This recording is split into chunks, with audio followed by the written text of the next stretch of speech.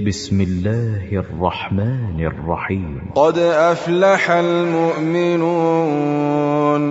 الذين هم في صلاتهم خاشعون والذين هم عن اللغو معرضون والذين هم للزكاة فاعلون والذين هم لفروجهم حافظون إلا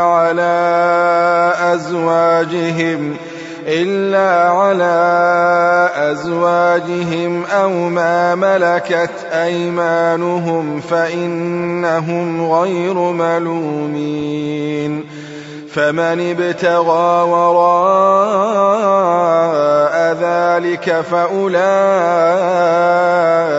هم العادون والذين هم لأماناتهم وعهدهم راعون والذين هم على صلواتهم يحافظون أولئك